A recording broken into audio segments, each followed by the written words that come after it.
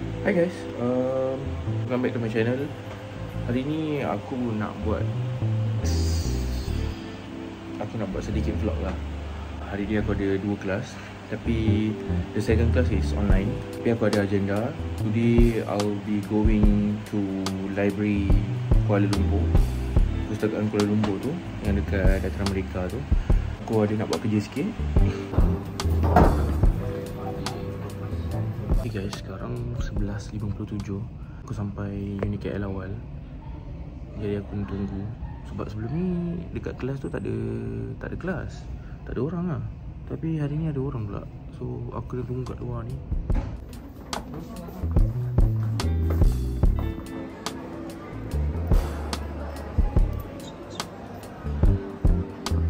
Kelas online. Lepas ni aku nak pergi library.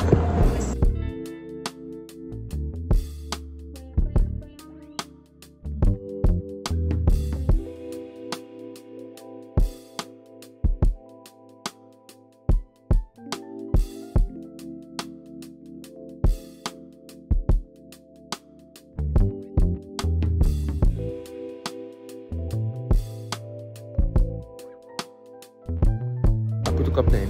Aku pergi Perpustakaan Negara.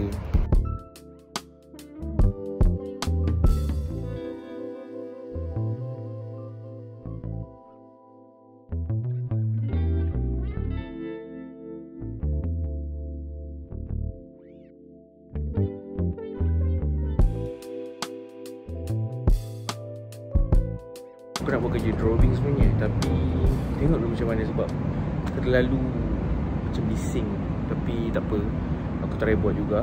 At least ada progress. Aku plan aku macam nak balik dalam pukul 5 lebih kot. Sebab hari ni aku just nak macam tunjuk yang aku ada progress lah. Ada progress lah. Ada progress lah. Ada progress lah. Ada progress lah. Ada progress. Ada progress. Ada progress.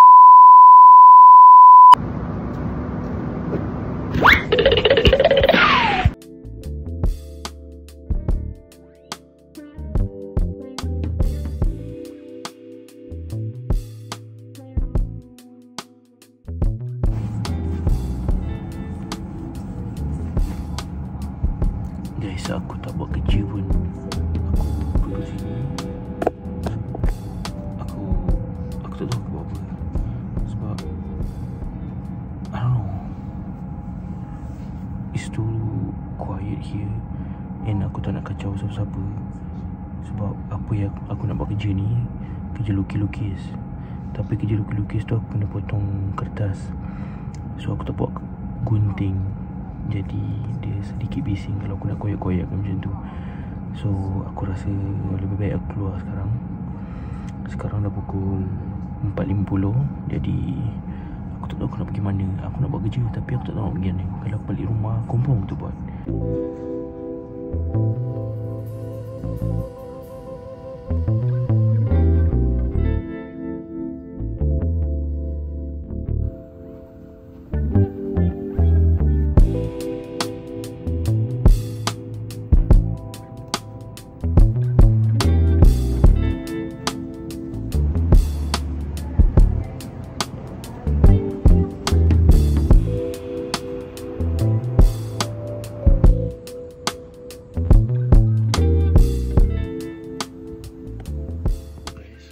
Sampai Shah Alam.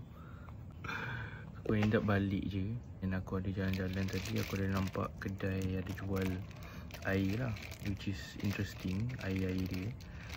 Aku beli air strawberry boba. Tapi boba dia boba yang pop up tu. Pergi give it a try. Satu ni RM5.